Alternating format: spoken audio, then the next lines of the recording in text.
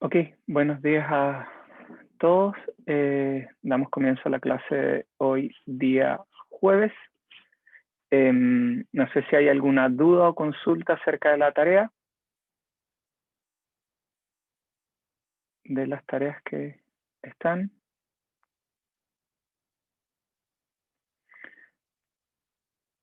Algunas de las dudas que yo he recibido por mail son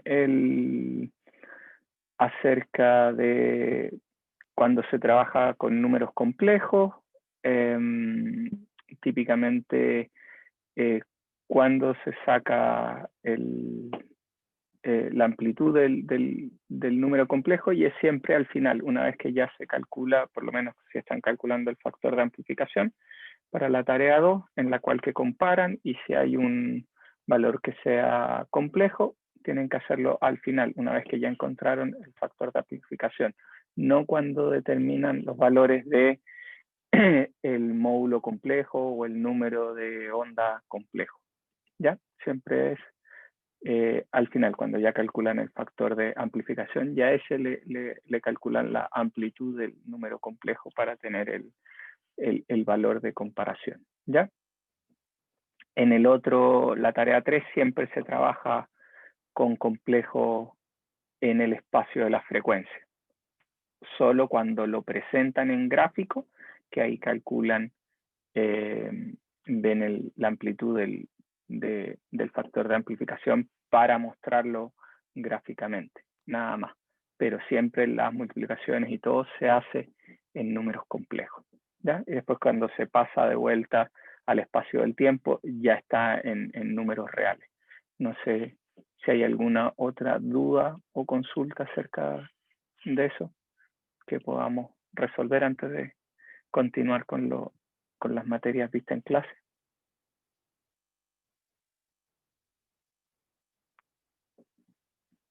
Si no, damos comienzo. Entonces, ¿qué es lo que estábamos nosotros estudiando? Empezamos a ver ya este puzzle que vamos construyendo o bloques de información uno sobre el otro que nos ayudan a entender cuáles son las respuestas de los sismos. Nosotros ya vimos todo lo que es la generación, la propagación, el paso por las capas de suelo y cómo éstas alteran la respuesta. Y ahora nosotros vamos a ver es, una vez que ocurre el movimiento bajo nuestra estructura, cómo nuestras estructuras responden, ¿ya? Para después decir, dado estos sistemas estructurales y viendo qué respuestas tuvieron, cómo hacemos que nuestras estructuras respondan de forma resiliente ante esta demanda sísmica. Nosotros siempre vamos a tener que nuestra estructura va a tener que ser sometida a este nivel de demanda sísmica, ¿verdad? Y nosotros tenemos que hacer cómo nosotros controlamos la fisuración que va a ocurrir, la disipación de energía que va a ocurrir dentro de nuestra estructura, de forma tal que nuestro edificio, casa, industria que estamos diseñando, sean capaces de tener una respuesta después del terremoto de ocupación, ¿ya? Que pueda seguir ocupándose si ese es nuestro nivel de desempeño que queremos lograr. Entonces habíamos visto nuestros sistemas estructurales, que podemos tener sistemas de marcos o pórticos a momento, ¿verdad? En los cuales tenemos elementos estructurales como columnas y vigas que trabajan principalmente a flexión, ¿ya? Y que los nodos pueden ser nodos completamente rígidos o pueden ser zonas panel, que se llama, ¿verdad? Que pueden generar cierto nivel de deformación, que vamos a ver más adelante. Después están sistemas arriostrados, ¿verdad? Estos tienden a ser mucho más flexibles. Los sistemas arriostrados tienden a ser un poco más rígidos, ¿verdad? En donde tenemos estos elementos diagonales que trabajan principalmente a compresión y tracción. Y ahí tenemos los concéntricos y los excéntricos que vamos a ver en las próximas clases. Después tenemos sistemas de muro, ¿verdad? Con sistemas de pórticos de muro o muros con sistemas que estos elementos internos que tienen mucha menor flexibilidad que esto. Es decir, si yo tengo un grupo de resortes trabajando todos en paralelo, ¿verdad? el que se va a llevar más fuerza va a ser el más rígido de todos, ¿ya? Entonces eso quiere decir porque todos están sometidos a la misma nivel de deformación, por lo tanto, el que se lleva más fuerza es el más rígido y por lo tanto vamos a tener el sistema de muro, el que se va a llevar todos los esfuerzos y típicamente estos sistemas de marcos internos son usados para llevar las cargas verticales o cargas de peso propio.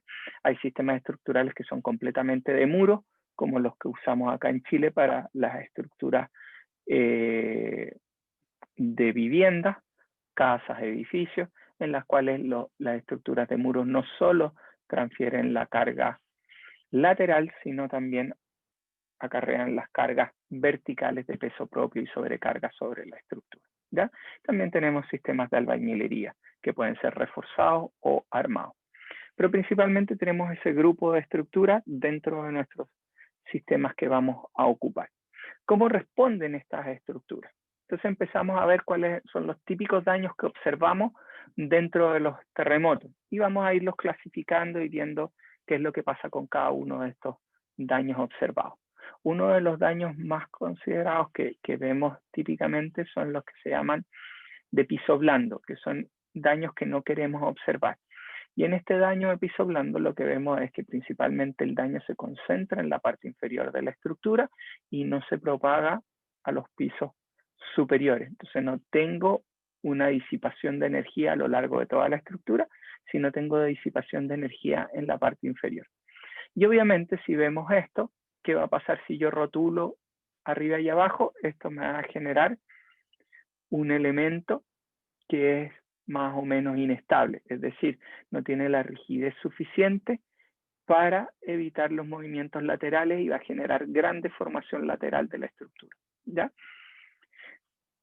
Y principalmente, este era un hospital en donde tienes el primer piso, como siempre, salas de espera, espacios abiertos, hall de entrada, con lo cual generan grandes espacios sin mucha rigidez, mientras tanto tenían los pisos superiores las habitaciones, pabellones y todas las distintas que tienen bastante distribución de muros internos para generar las divisiones y generan una estructura mucho más rígida en la parte superior que en la parte inferior y por lo tanto lo que estamos haciendo es que toda la deformación se concentra en la parte de abajo que tiene mucho menor rigidez y la parte de arriba actúa como un gran elemento rígido. Hemos visto esto no solo en hospitales, también lo hemos visto en un tipo de estructuración de casa que se ocupa mucho en la zona de California y Estados Unidos, que son estas estructuras y en otras partes de Latinoamérica también se ocupa, en el cual lo que tenemos el primer piso se ocupa como estacionamiento, ¿verdad? Y por lo tanto la estructura de casa está elevada y el segundo y tercer piso de viviendas son estructuras más o menos con estructuras de muros que pueden ser hechos en base a madera u otro tipo de estructura liviana, pero que generan una mayor rigidez. Por lo tanto, la parte superior de la estructura es considerado más un elemento más o menos rígido y toda la deformación se concentra en el piso de abajo. Y si no tenemos la precaución de tener suficiente rigidez para poder y capacidad para que los elementos que están abajo sean capaces de tomar esos esfuerzos a los cuales va a estar sometida la estructura, puedo terminar con una falla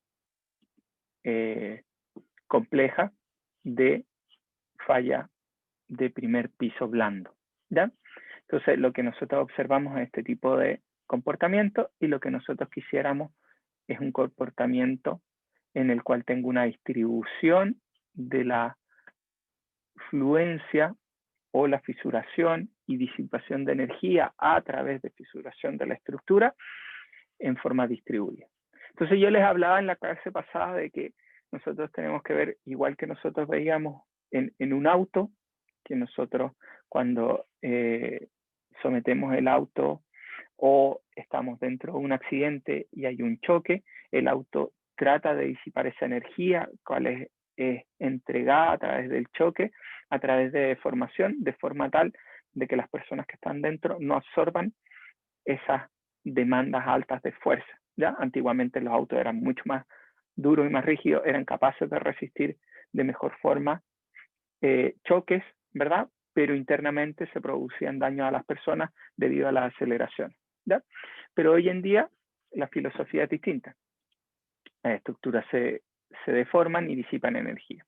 En una forma similar, nuestras estructuras nosotros las diseñamos para que ciertos puntos de la estructura, ejemplo en este caso son las vigas, disipen energía de la energía que viene del sismo, porque el sismo al moverse en la parte de abajo le está entregando energía a la estructura empieza a vibrar, ¿verdad? Y si fuera esto lineal y elástico, la estructura seguiría vibrando, pero va a llegar un punto en el que la estructura va a absorber tanta energía que la tiene que liberar de alguna forma. Y esa energía la va liberando a través de fisuración, a través de amortiguamientos también, pero las estructuras no tienen altos amortiguamientos, tienen alrededor de entre un 2 y un 5% de amortiguamiento nada más. Por lo tanto, grandes niveles de energía lo tiene que disipar a través de otras formas, y esas formas a través de fisuraciones, de fluencia de la estructura, ¿ya? Y hay que tener cuidado en lo que nosotros llamamos pequeñas fisuraciones que permiten que los elementos y las estructuras disipen energía a través de fluencia de las barras, a través del comportamiento que nosotros esperamos, a que esas fisuraciones empiecen a crecer y empiecen a considerarse en daños estructurales que pueden provocar la reducción de la capacidad resistente de la estructura. Es decir, disminuimos la capacidad de la estructura, ¿ya? Que vamos a ver un poco más adelante. Entonces, ¿qué es lo que nosotros empezamos a observar típicamente en los daños?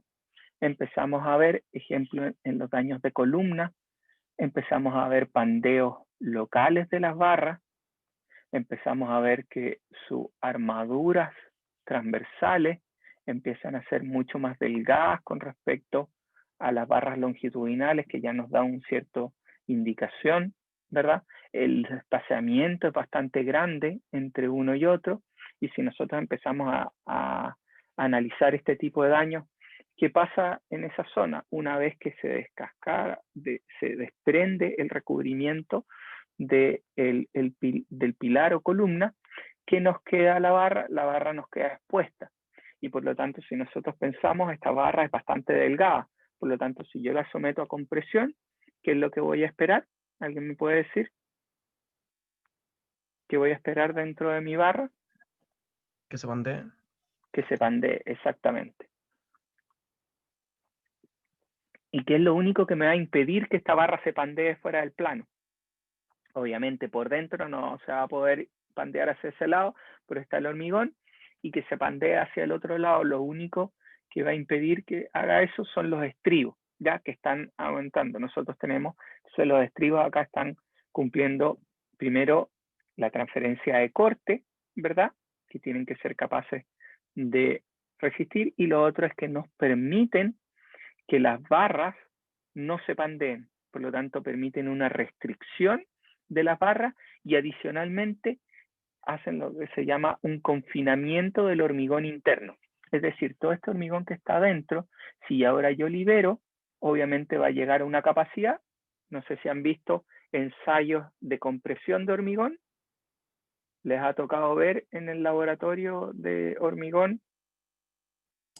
Creo que en materiales mismo, no recuerdo. No, Perfecto. materiales no.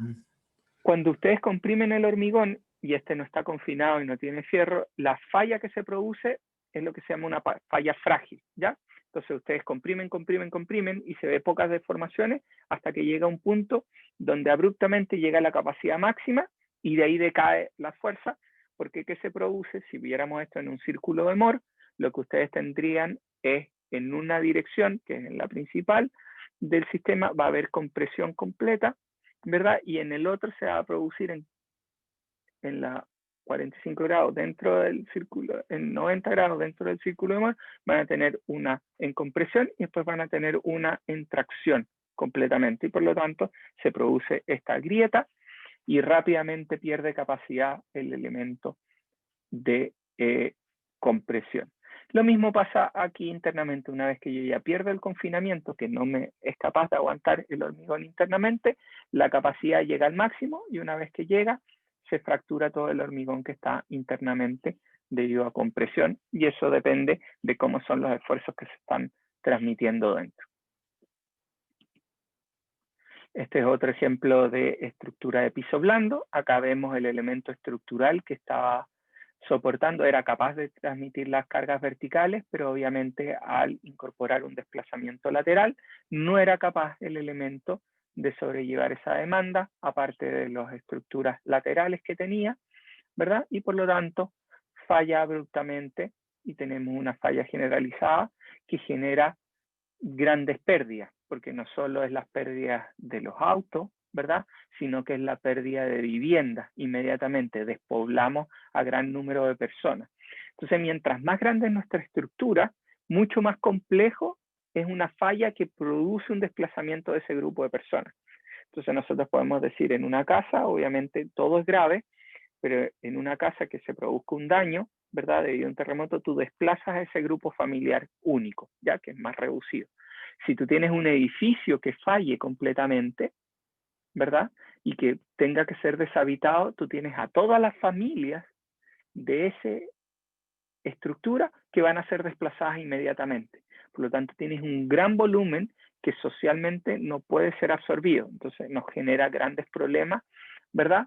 Entonces, y adicionalmente, si la estructura, el daño es tan severo que puede producir colapso repentino para otra demanda de terremoto o otro réplica grande de terremoto, que produce que ahora todas las viviendas al lado de la estructura también tengan que ser evacuadas por peligro de hacia dónde se va a colapsar la estructura. Entonces, es bastante complejo los daños a medida que estas estructuras son más y más grandes, y hay que tener también incluido dentro eso durante el diseño, y por eso nosotros estamos tratando, y por eso se busca en el diseño sísmico tener estructuras resilientes, ¿ya? Que sean capaces de absorber la energía, puedan generar, dependiendo del nivel de demanda a la cual son sometidas, tener un cierto nivel de fisuración interna, pero que no produzca una falta de operación. Es decir, que la gente no tenga que ser desplazada, que pueda salir fácilmente de sus casas después del terremoto, ¿ya? Que no genere problemas mayores. Entonces, también observamos de nuevo acá el espaciamiento que hay entre los estribos, ¿verdad? Comparado con los fierros longitudinales del pilar. Vemos el hormigón interno completamente fracturado, ¿verdad? Que ya nos da un indicio de la poca capacidad de transferencia de cargas verticales. Entonces ahora tenemos un problema. Si estos elementos también son usados para transferir las cargas verticales, una vez que tenemos fractura completa del hormigón, la capacidad que tiene esto de transmitir verticalmente la carga es muy baja o nula, dependiendo de cómo esté el nivel de daño de la estructura, ¿verdad? También fisuraciones, dependiendo en qué zona yo esté, si estoy cerca de la costa, fisuraciones que pueden haber ocurrido en un terremoto pueden generar que a largo plazo, al estar expuesto al ambiente salino de la costa, generen que las barras se corroan y reduzcan su capacidad para un próximo terremoto. Entonces, todos estos aspectos hay que tenerlos en consideración. ¿Cómo hacemos? Uno de los puntos críticos, cómo se realizan las uniones de elementos estructurales, cómo llega el pilar a la losa o a la viga, dependiendo de lo que nosotros estamos. ¿Qué estribos pasan? Pasan los estribos de la columna, pasan los estribos de la viga, las barras de las vigas pasan por dentro, pasan por fuera, ¿verdad? ¿Cómo es la conexión de acero? Si hay una conexión de acero entre columna y viga. Entonces, todo eso es importante, y típicamente estos elementos, que son las partes singulares de nuestras estructuras, son donde vamos a notar cierto daño cuando quedan mal estructurados. De nuevo, este es el Olive View en el terremoto de San Fernando, que provocó daño a nivel del primer piso. Después tenemos lo que se llama daño de columna corta, y es porque ahora nuestro largo flexible está asociado a esta parte corta de la estructura, ¿verdad? El elemento de albañilería genera un tope en esta zona que no le da mucha holgura para que toda la columna pueda deformarse, y por lo tanto me estoy deformando en esta zona. Y cuando yo veo estas grietas diagonales, ¿qué estoy viendo principalmente acá?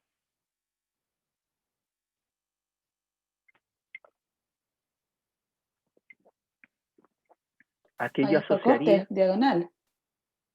Es corte, ¿verdad? ¿Y por qué? Si yo trato de mover esto hacia allá, ¿verdad? ¿Cuál va a ser mi deformación principal? Si esto fuera un elemento muy rígido, yo voy a ver un desplazamiento en estas direcciones, ¿verdad? Entonces tengo ese tipo de deformación y por lo tanto, ¿qué le pasa a esta? Vamos a cambiar el color. Yo voy a tener una línea. Esa línea, comparado con esta línea, es mucho más corta, porque tengo esta desangulación. Si esto fuera lo suficientemente corto, mientras más largo esto, doble curvatura voy a poder generar. Pero veamos en el caso simple, que yo estoy deformando y se está desangulando ese elemento estructural. Por lo tanto, esto se me acorta, esto se me alarga, ¿ya? Por lo tanto, en ese acortamiento, de nuevo, si vemos un círculo de Mohr, lo que yo voy a tener es una compresión y en esta zona, o en 90 grados, voy a tener una tracción, ¿verdad? Y por lo tanto, cuando veo este elemento de tracción, voy a ver que se está formando esta grieta, porque se está separando las dos zonas debido a esta tracción. Sabemos que el hormigón es súper malo transmitiendo ese esfuerzo de tracción y por eso nosotros generamos estos estribos en esta dirección de forma tal de tratar de restringir que esta tracción sea tomada por los elementos, ¿verdad?, que definen el estribo. Entonces tengo grandes demandas y obviamente como este es un proceso cíclico voy a tener en la otra dirección y por lo tanto se me forman estas dos diagonales en esta zona y voy a tener daño que me va a producir primero las diagonales de corte y después voy a tener si esto es cíclico y tienen varios niveles, voy a empezar a dañar aún más las barras diagonales, voy a dañar el hormigón interno y voy a tener una disminución de la capacidad en cada uno de los ciclos de banda. Esto ocurre no solo en este tipo de estructuras, en las cuales, sino también en edificios donde directamente produzco esta viga mucho más alta, conectada a esta columna mucho más delgada, y por lo tanto tengo mis zonas que van a querer deformarse, están restringidas a esta zona porque este elemento es mucho más rígido y no va a poder deformarse, por lo tanto lo que se va a deformar es la parte más flexible que está dada por esta, y de nuevo veo estas diagonales de corte. Entonces típicamente cuando yo empiezo a ver diagonales voy a estar asociando a mi problema a un problema de corte, ¿ya?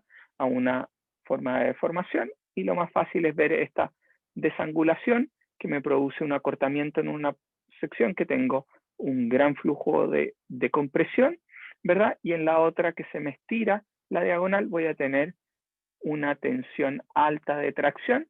Como sabemos que el hormigón no es muy bueno transfiriendo tracción, tiene una baja capacidad, se forma la primera fisura diagonal y ahí entran a trabajar todos los estribos y todos los elementos horizontales que pasan por la grieta tratando de mantener unido estas dos zonas, ¿verdad? Y que no siga desplazándose una con respecto a la otra.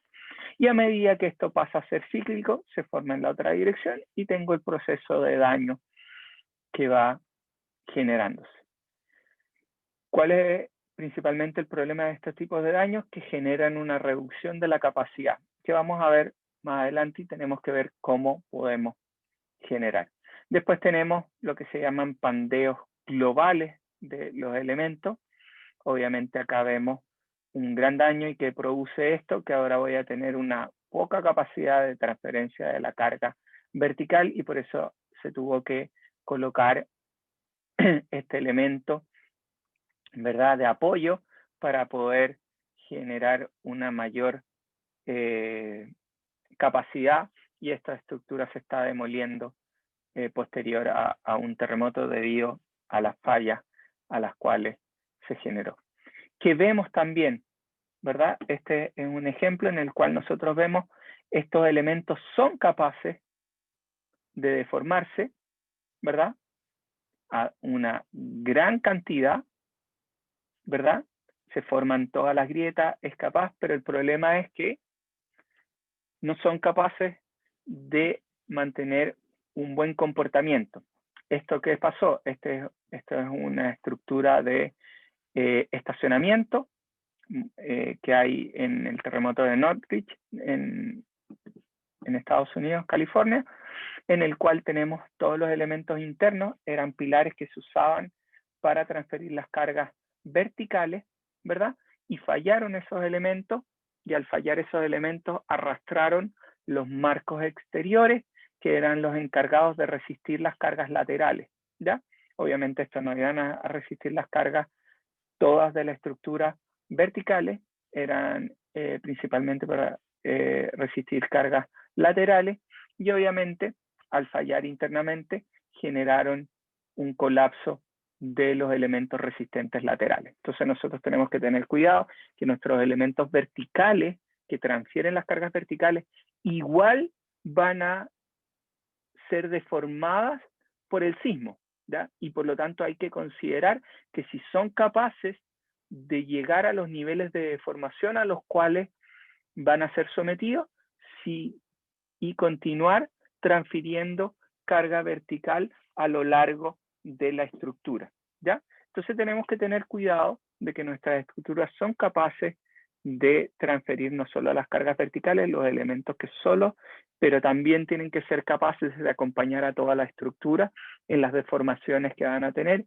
y en los elementos estructurales que se ocupan para generar esas cargas laterales, transferir las cargas laterales a la fundación. Y obviamente acá tenemos un ejemplo en el cual la estructura es capaz de deformarse, tiene bastante ductilidad, tiene la capacidad de deformarse grandes cantidades, pero obviamente no cumple el comportamiento deseado porque tenemos una falla por otros elementos. Entonces no solo son los elementos estructurales que van a transferir las cargas laterales las que nos importan, sino también que los elementos secundarios, los elementos de cargas verticales, ¿verdad? Sistemas estructurales tengan que ser capaces, porque van a estar unidos a nuestras estructuras y van a tener que ser capaces de llegar a los niveles de deformación que esto.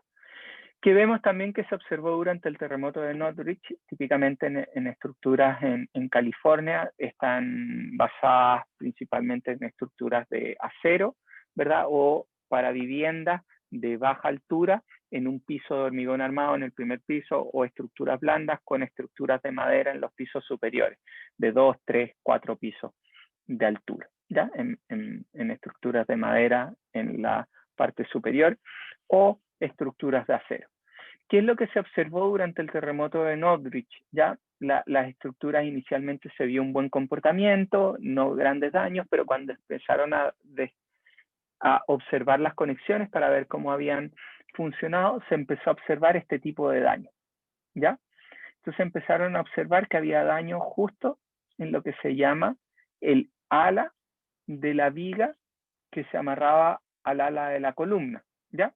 Y obviamente estaba la separación que se había requerido para poder hacer la transferencia de esfuerzo y que trabajara el ala, pero empezaron a ver estos daños. ¿Y qué podemos observar? Vemos el ala y vemos este elemento estructural o este elemento de acero que estaba acá abajo. ¿Alguien me puede decir qué es esta pieza que hay acá abajo? Si han visto conexiones de acero, típicamente solo el ala que se enmarca con el elemento de estructura de acero, pero está esta parte adicional.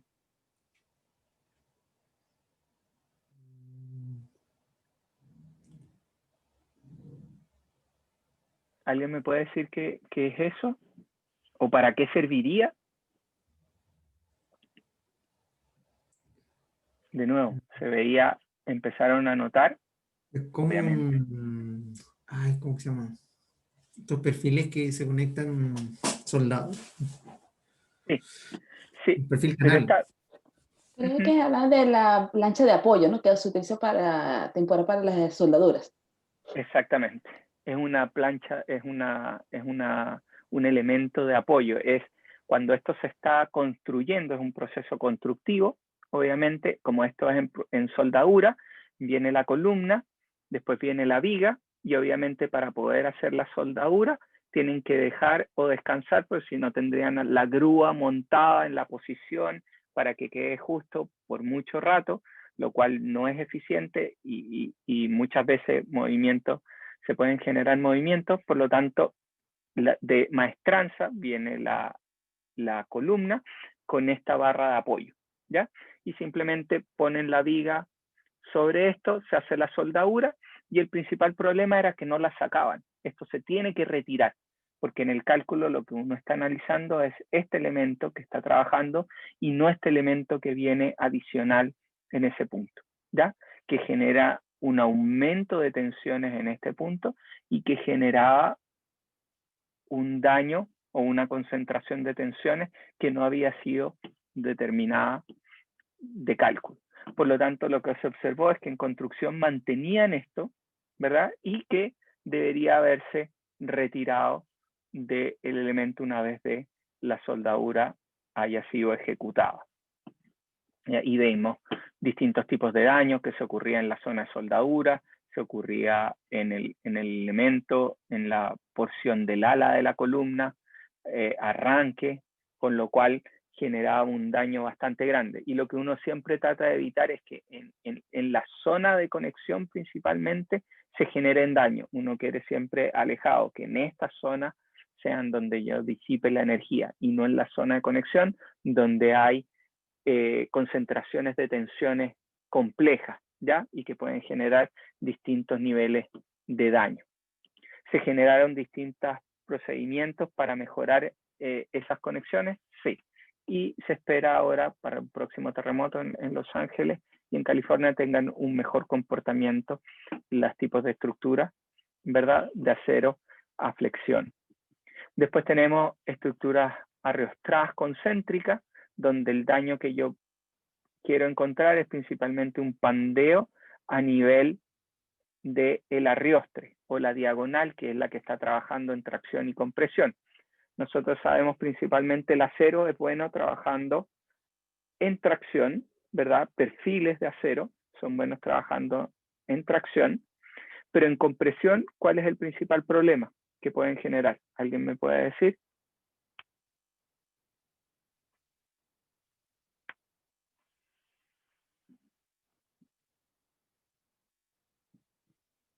¿Cuál es el principal problema de esta diagonal en compresión?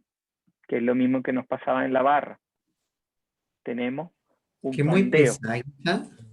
No, que pandea cuando no se comprime. Pandea, exactamente. Tenemos pandeo de las barras, de nuestros elementos diagonales, y se produce ese pandeo. Y por lo tanto, ¿qué tengo que hacer yo? Tengo que hacer que la conexión sea capaz de soportar ese pandeo fuera del plano de nuestra estructura. Obviamente va a llegar a un punto en el cual la estructura va a pandearse, la diagonal, dependiendo del nivel de demanda, ¿verdad? Y después yo tengo que ver, yo quiero que ese pandeo ocurra, a qué nivel de demanda tiene que ocurrir, y según eso yo voy a definir mi estructura entera. Pero va a llegar a un nivel en el cual el pandeo se va a ocurrir y por lo tanto yo tengo que generar mis conexiones de forma tal de que sean capaces de absorber este pandeo. ¿Y por qué? Porque después yo puedo retirar estas diagonales dañadas y cambiarlas por unas nuevas diagonales y volver a esperar otro gran terremoto sin haber generado. En Chile, que nosotros tenemos también, nosotros hemos observado, nosotros hacemos un diseño de las conexiones y de los apoyos distintos a algunas regulaciones internacionales donde indican que las conexiones no pueden sufrir ningún nivel tienen que trabajar completamente y la disipación o fluencia de los materiales tienen que ocurrir fuera de la zona de conexión, ¿ya? Nosotros acá lo que tenemos son estos pernos, ¿verdad? Que están apoyados en esta silla y obviamente uno hace que trabajen estos elementos, ¿verdad? Van a trabajar.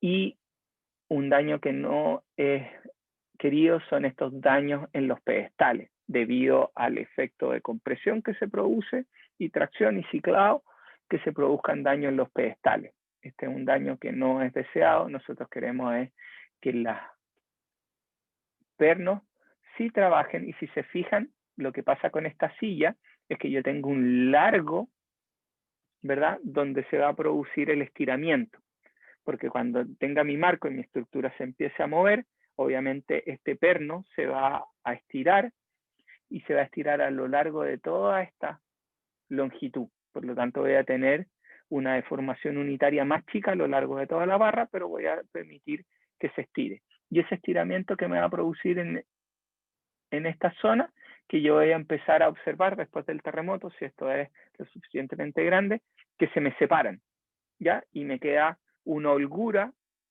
entre las tuercas y el perno, ¿ya? Y nuestro elemento, y obviamente después yo llego y aprieto esto y lo dejo en posición nuevamente a tope para un próximo terremoto. Tengo que tener cuidado que la elongación no sea lo suficiente para degradar la capacidad de este elemento estructural. Y esto es lo que se llama silla de la conexión. Tenemos pandeo en los elementos estructurales que se observaron durante el terremoto. Vimos, esto es un daño que no es deseado, que es el corte de nuestras barras, ¿verdad?, de nuestros pernos de anclaje a la fundación, ¿verdad? Y esto genera un gran problema, porque ahora, ¿cómo yo reconecto esto? Tengo que tomar mi estructura, picar o hacer algo para lograr. Tampoco quiero encontrar fallas en las conexiones, ¿verdad?, que es otro que se observa, porque yo lo que quiero es que mi daño se concentre en las diagonales y no en la zona de anclaje, no en la conexión. ¿Cuál es el principal problema de esto?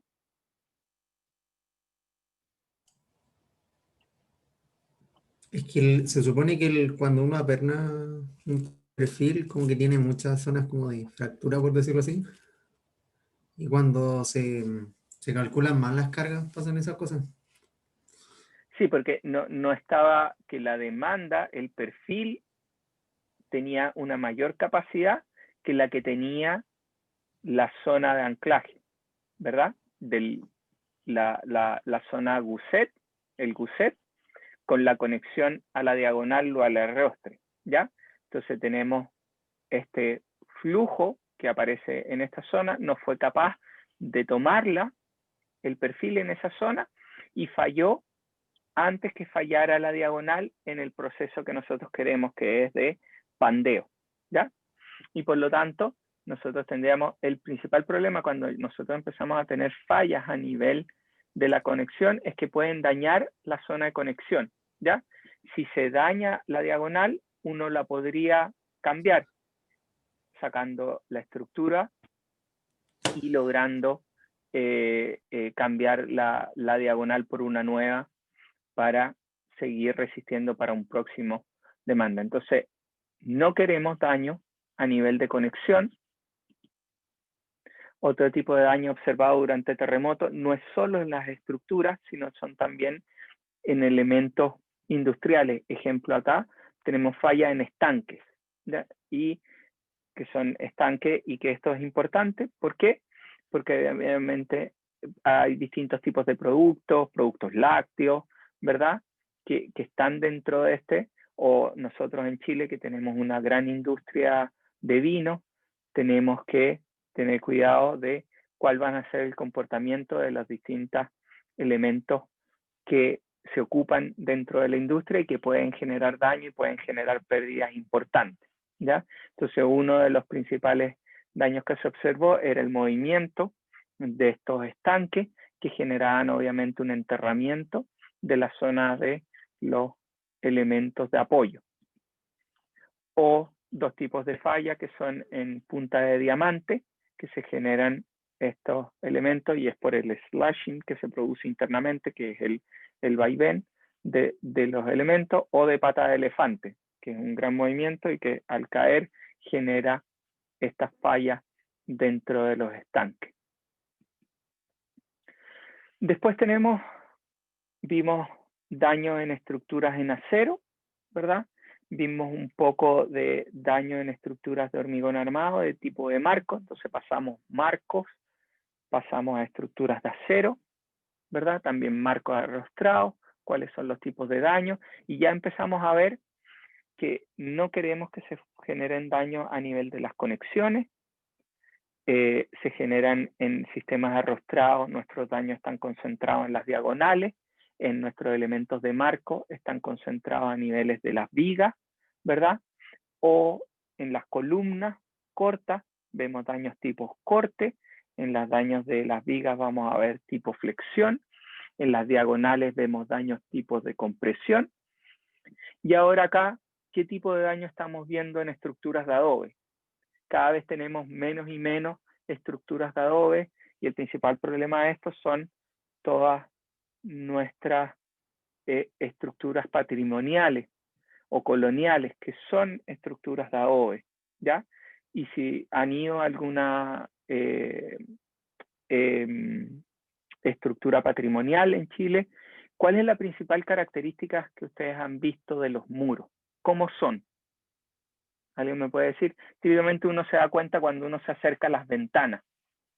¿Cómo son las ventanas? El espacio que hay entre la ventana y el exterior. ¿Cómo son estos? ¿Qué características ustedes ven principalmente en los muros de adobe? Que son muros muy gruesos.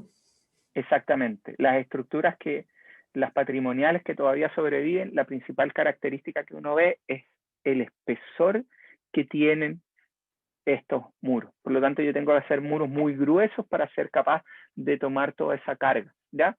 Y eso genera, uno lo ve típicamente en las ventanas, porque el espacio entre el exterior y el interior de la ventana generaban estos grandes espacios y generan. ¿Y qué tipo de falla es la que yo estoy observando principalmente en estructuras de adobe? Si yo veo esta diagonal, ¿cómo será esa falla? ¿Es de flexión? ¿Es de corte? Debería ser de corte. Es de corte. Grieta. Exactamente, es una falla de corte porque lo que tenemos es que nuestro muro va a querer desangularse, ¿verdad? Y al desangularse va a generar un puntal de compresión y un puntal de tracción, ¿verdad? En la dirección. Entonces nosotros lo que tenemos es un puntal de compresión y el puntal de tracción que va en la otra dirección que te produce la grieta o la separación del sistema, ¿ya? Principalmente, ¿qué otros daños observábamos, verdad? Observábamos daño en la albañilería. El otro problema que hay es el del vaciamiento fuera del plano de trabajo. Es decir, el muro principalmente quiere trabajar en la dirección del muro, ¿verdad? En la dirección donde está el muro. Si yo digo, esta es la dirección que él quiere trabajar, pero también, debido a su gran masa, cuando esto sea sometido a carga en la otra dirección, va a querer vaciarse fuera del plano, ¿ya? Entonces también vemos daño y eso era lo que provocaba muchas muertes en terremotos, ¿verdad? De gente que se le desprendía el muro entero encima y era por un vaciamiento fuera del plano. Y otra cosa importante, ¿qué observamos acá? En la zona de puertas. ¿Qué hay ahí? ¿Qué se ve en la foto?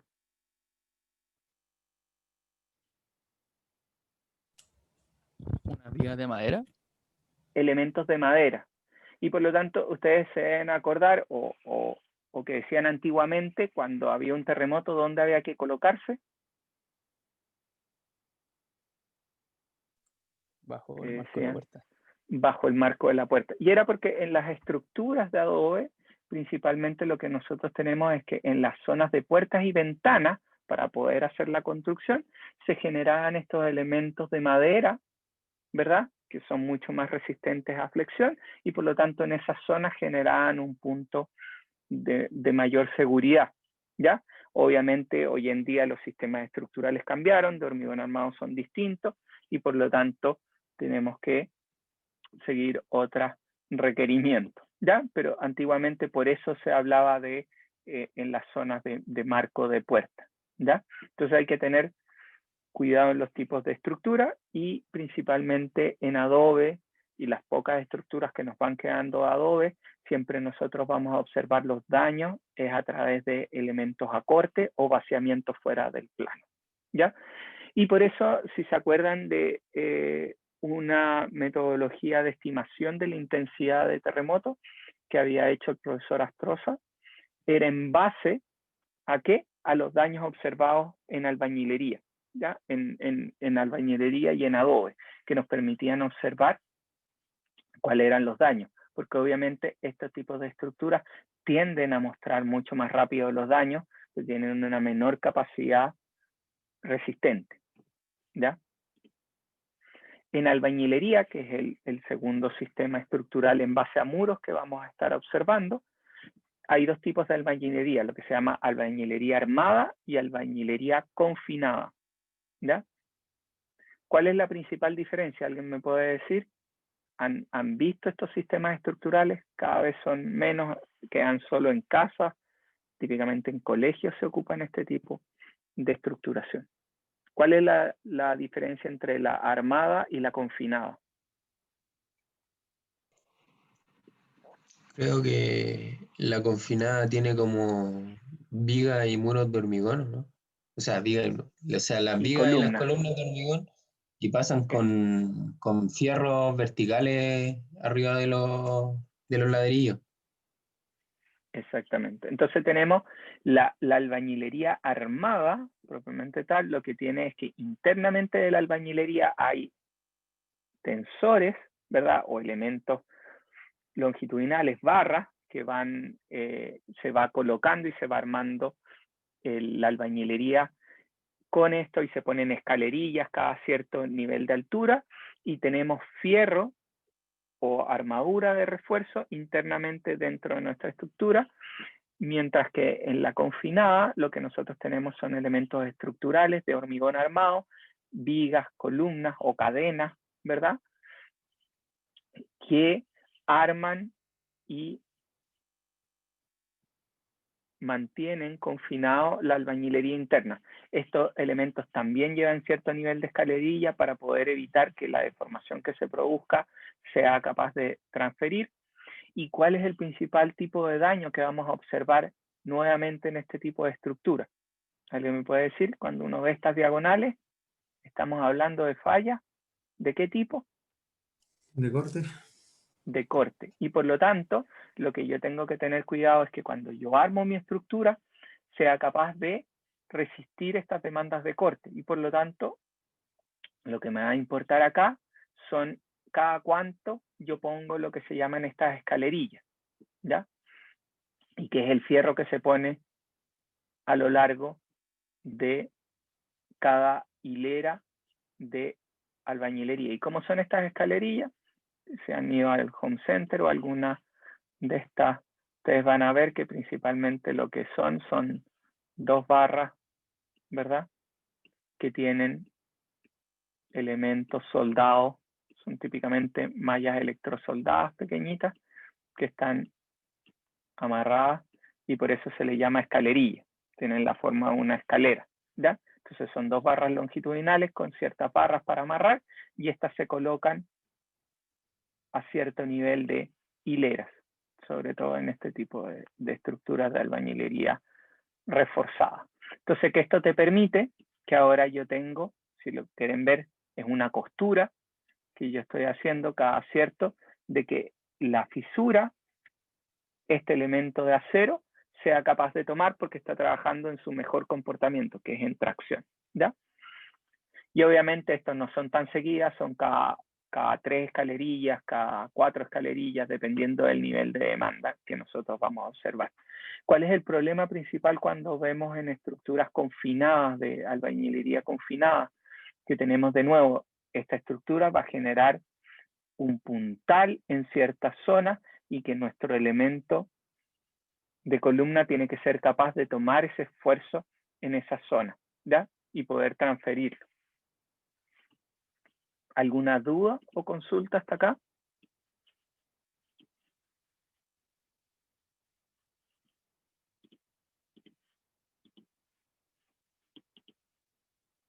Entonces vemos los daños. Aquí, obviamente, si se fijan, no vemos ninguna escalerilla, vemos directamente solo el amarre. ¿Y qué nos falta acá también? ¿Qué faltaría en la columna y en la viga? ¿Qué no se ven en esta zona? ¿Un estribo? Estribo, elementos que permitan transferir o puedan tomar este puntal de compresión que llega a esta zona, ¿verdad? Porque esto al deformarse va a generar un puntal y voy a tener que ser capaz de transferir esto al elemento estructural. Por lo tanto, tenemos que tener cuidado. Ya cuando vamos a estructuras más complejas, esto es en Concepción para el terremoto del 2010, que genera acá que hay una irregularidad. Por lo tanto, tengo este piso que es mucho más largo y tiene mucha más estructura, y este edificio en la parte superior, que salen estos 3 últimos pisos, que me van a generar en esa zona. Voy a tener un elemento mucho más rígido y uno menos rígido en la parte superior. Por lo tanto, es casi como esto está medio empotrado en este elemento estructural. Por lo tanto, en esta zona cada vez que tengo irregularidades de plantas de estructuras, voy a tener que observar un cierto nivel de daño.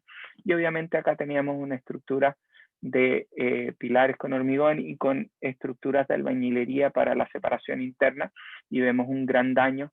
Esto era el daño que se observó en esta zona, ¿ya? Tenemos grandes demandas y hay que tener cuidado de que la estructura sea capaz de absorber eso. Si ahora entramos en lo que son estructuras de hormigón armado, que es lo que nosotros más vemos en Chile y que vemos con mayor nivel de detalle, ¿verdad? En la industria inmobiliaria en Chile, son estructuras de hormigón armado, es decir, edificios que están diseñados en base a muros, ¿ya? Una distribución de muros en el interior y en el exterior, que son los que transfieren las cargas verticales y las cargas laterales de la estructura. ¿Cuál fue el principal daño que nosotros observamos? ¿Verdad? Si se fijan acá, ¿cómo es el daño comparado con el de albañilería?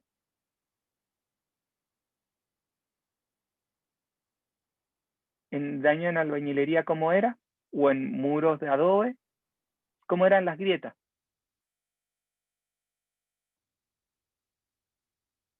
Eran diagonales estas, ¿no? Eran diagonales, ¿verdad? Entonces empezamos a ver acá, y acá cómo son. Hay un pelito, pero más, todas se ven más o menos longitudinales, perdón, a lo largo del muro. ¿Cómo deberíamos, a qué deberíamos estar atribuyendo eso? Eso es más de un tipo, sabemos que obviamente de compresión y tracción. Entonces tenemos un ciclado de los elementos estructurales que obviamente si nosotros vemos, estamos viendo un lado del edificio, debe haber un muro algo similar al otro lado, ¿verdad? Y por lo tanto tengo el cabeceo durante el ciclo de vibrado de la estructura, tengo este que se estira, después se comprime, y obviamente tiene adicionalmente flexiones internas los elementos, y por lo tanto empezamos a ver que nuestras estructuras empezaron a fallar por un proceso de flexocompresión, ¿ya? Que teníamos una gran compresión, más la flexión sobre esa zona, empezó a aumentar la demanda sobre las cabezas de los muros o en los elementos de borde de los muros, y esto adicionalmente tenían el principal problema, que si uno veía la construcción, uno tiene voy a hacer acá, tenía las barras, ¿verdad?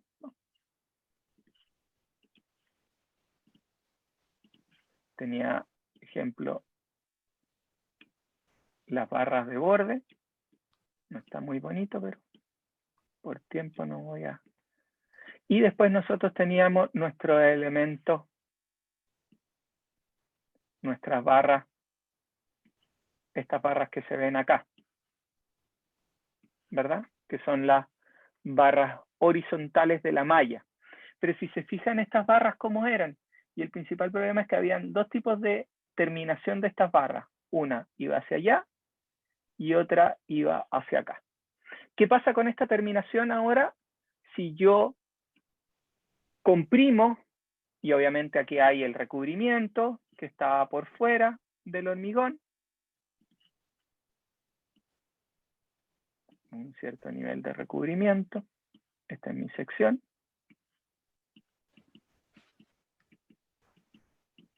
Estoy viendo mi borde, ¿verdad? ¿Y qué pasa acá? Una vez que se desprende toda esta zona, una vez que yo ya desprendo mi borde, el recubrimiento, quedan expuestas las barras. Y ahora si yo las comprimo, ¿qué pasa? Se pandean, ¿verdad? ¿Y quién es el único que me resiste que se pandeen las barras? La malla horizontal. ¿Y qué pasa si las mallas horizontales están así? Una al lado de la otra y ahora yo las empujo hacia afuera. No hay nada que me impida que se abran, ¿verdad? ¿Y qué podría hacer yo para que esas no se abran? Es lo mismo que decir que no es lo mismo que yo trate de separarme los brazos, que serían en este caso las barras horizontales, si estuvieran amarradas de esta forma, ¿verdad? Que impiden que se desplace, a que si yo las pongo así. Es mucho más fácil separarme. Entonces, ¿qué pasa acá y cuáles son que observamos después del terremoto? Se observó que había daño y por lo tanto lo que tenía que haber pasado es que estas barras tenían que haber sido amarradas de alguna forma, ¿ya? De forma tal que permitan, y obviamente estos no llegan hasta allá, si lo que se hizo es otra opción, en el cual lo que tenemos es que esa barra, esa llega hasta allá, esta termina ahí, y esta también termina acá. Entonces se amarran en un punto y obviamente esto se va intercalando entre un lado y otro a medida que vamos subiendo en la barra. Después vamos a ver bien el detalle de ese punto. Pero lo que observamos fue un flexo-compresión. ¿Y eso a qué se debe? Se debe principalmente a dos cosas. Se debe a un problema de que la compresión aumentó, ¿verdad? Porque nosotros mantuvimos los espesores de muro, pero empezamos a crecer en altura. Entonces, para el 85, nosotros observamos que estos edificios se comportaban de muy buena forma, ¿ya? Pero el problema es que hasta el 85 teníamos cierto nivel de altura de edificios, y los edificios con el paso del tiempo empezaron a crecer, a crecer, a crecer. Las demandas arquitectónicas empezaron a cambiar, porque ahora nosotros, ¿qué tenemos en el primer piso? Tenemos grandes estacionamientos, tenemos hall de entrada, quizás en algunos tenemos doble altura, están las salas de eventos, de gimnasio que tienen distintos edificios, y antiguamente los edificios del primer piso también habían departamentos. Hoy en día es muy raro observar un departamento en el primer piso, ¿ya? Entonces esto ha generado un cambio que obviamente generó una disminución de muros en la parte inferior, que aumentó la carga de compresión a la cual son sometidos los edificios, y adicionalmente con flexión llevaron a que empezáramos a observar este daño de flexo-compresión a nivel de los bordes, ¿ya? ¿Alguna duda o consulta? Si me dan unos minutitos para poder ver lo que había acá. Entonces, adicionalmente, en el primer piso, debido a los estacionamientos, se produce un recogimiento. Por lo tanto, adicionalmente a todo lo dicho anteriormente de aumento, yo tengo que en esta zona una reducción, y por lo tanto, si se fijan, y yo quiero flectar todo este muro, ¿qué va a pasar? Esta parte de arriba es mucho más rígida que esta parte de abajo, por lo tanto el daño o la rótula que se está produciendo se está concentrando a nivel del piso de abajo, y por lo tanto yo estoy concentrando el desplazamiento que está ocurriendo en esta zona, y lo que me lleva es a un aumento mayor de compresión en esta zona, ¿ya?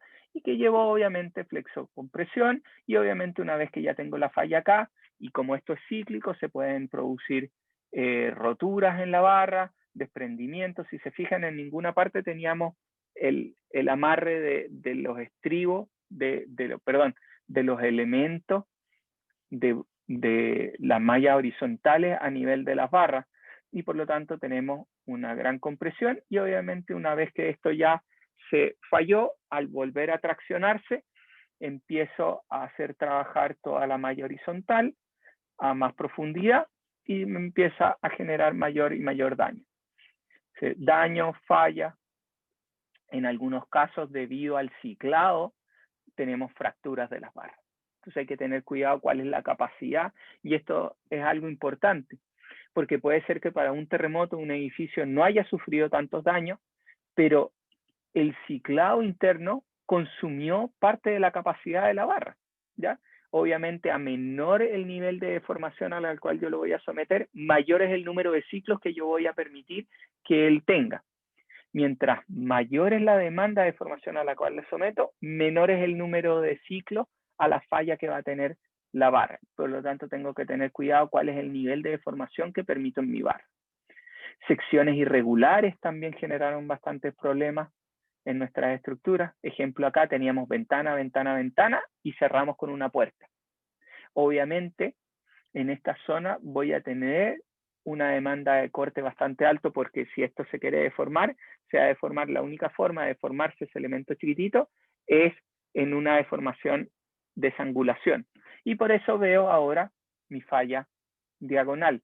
En esta zona tengo irregularidades, tirones, que me van a producir fallas más de flexocompresión, ¿ya? Entonces yo puedo empezar a diferenciar, y según esto, ¿cuál es el diseño que yo tendría que hacer? Entonces en esta zona, ¿qué es lo que yo tendría que hacer? Mi diseño tendría que tener un mejor detallamiento de confinamiento de la sección de borde para que sea capaz de absorber, y mis muros en las partes inferiores no deberían ser tan delgados.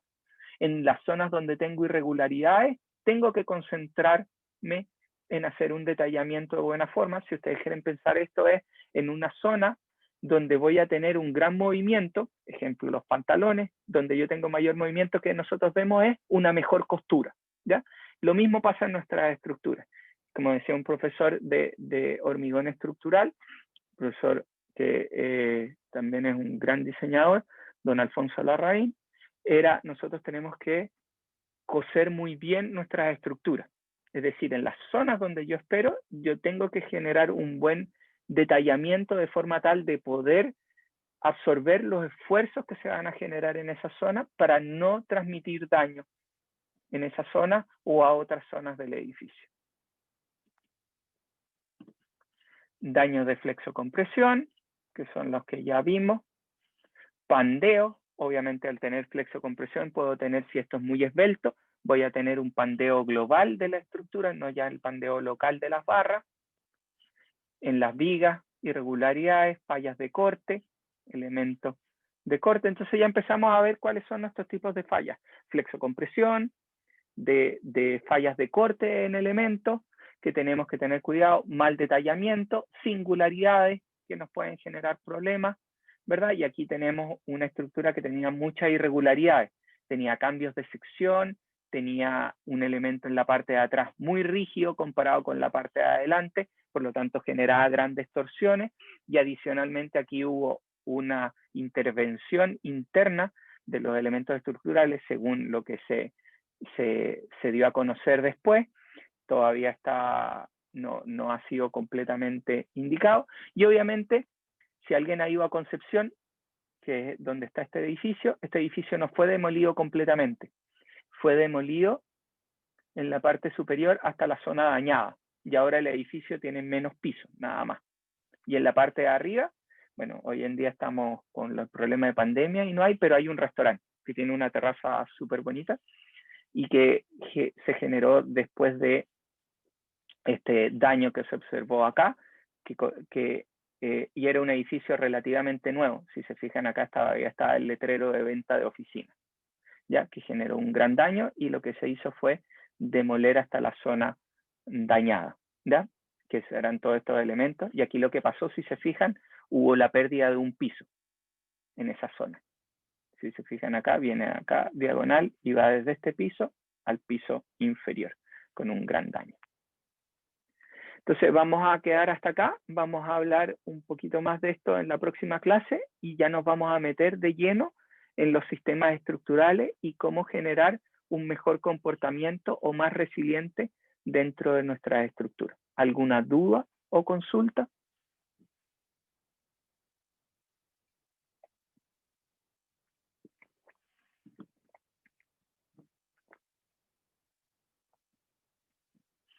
Si no, les doy las gracias a todos por haber asistido a la clase y que tengan un buen fin de semana y sigan cuidándose y nos vemos el próximo martes.